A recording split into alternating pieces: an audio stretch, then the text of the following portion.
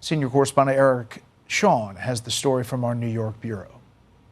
Made it very clear that we have differences, but I also believe that he brings a sense of optimism and the can-do spirit, a positivity that I believe our city needs at this time. New York Governor Kathy Hochul on the defensive, responding to critics after endorsing New York Democratic mayoral candidate Zohran Mamdani, even though she admits they're not always on the same page. I do not agree with many of his views, but running a state government or a city government is very different. It's about making sure that the garbage gets picked up, the streets are safe. Mamdani welcoming Hochul's support. I am proud that when New Yorkers ask themselves what are their leaders doing, they will know that the governor and the mayor are working hand in hand to fight for the people that call this great city home. But President Trump posting, quote, Governor Kathy Hochul of New York has endorsed the little communist Zohran Mamdani running for mayor of New York. This is a rather shocking development and a very bad one for New York City. Many moderate Democratic officials have also had doubts, refusing to back the 33-year-old Democratic socialist because of his views. Despite meeting with him, Senate Minority Leader Chuck Schumer and House Minority Leader Hakeem Jeffries have yet to issue an endorsement.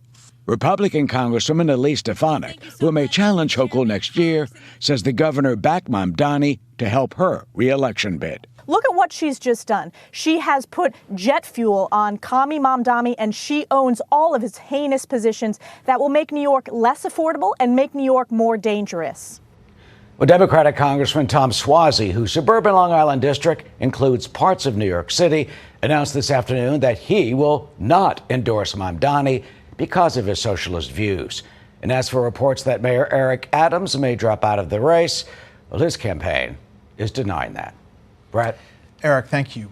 New York City socialist mayoral candidate Zohran Mamdani once signed a letter labeling conservative activist Charlie Kirk, who was assassinated last week, as an extremist, while calling on a venue to block his ability to speak in New York City.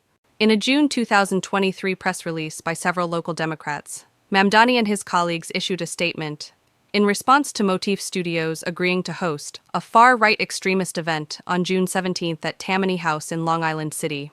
As elected officials representing Western Queens, we are deeply disappointed by the decision by Motif Studios to host an event by the far-right extremist groups Blexit and Turning Point USA at their Triplex LIC Tammany House venue in Long Island City, the statement explained.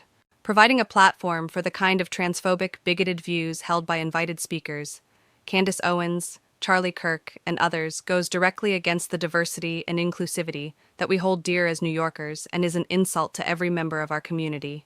The elected Democrats went on to call on Motif Studios to follow the lead of another local venue, who was originally going to host the event, but canceled their booking after the community spoke out about the bigotry of the event organizers. Hate has no home in Queens, New York City, or anywhere else, and certainly not here in Long Island City, the press release said.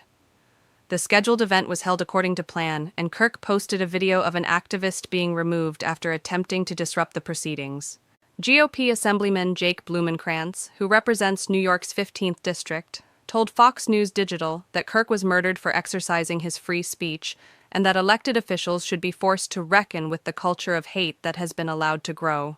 We cannot ignore that my colleagues, Assembly member Zohran Mamdani, and his radical DSA allies, once tried to silence Charlie Kirk in New York City, pressuring venues to cancel his events, Blumenkrantz said. That mindset of censorship and public shaming feeds the hostile climate we see today and corrodes the American ideal that speech must be met with more speech, not suppression.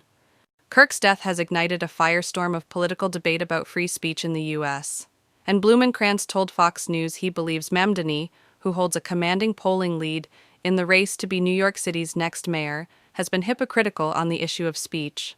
What's most telling is Mamdani's double standard, the speech he rushes to protect, like globalize the Intifada, which many view as a call to violence against Jews, tears at America's fabric, while the speech he vigorously fights to silence is the very kind that keeps our democracy alive, Blumenkrantz said. Blumenkrantz continued, New Yorkers must ask themselves what it would mean to have a silencer-in-chief like Zohran Mamdani in City Hall. New York deserves a unifier-in-chief who will defend free expression and bring people together. Clearly, Zohran Mamdani is not that leader. Fox News Digital reached out to the Mamdani campaign for comment.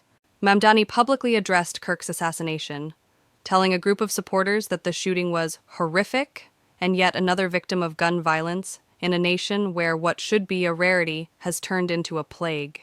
In a post on X, Mamdani said he was horrified and declared that political violence has no place in our country.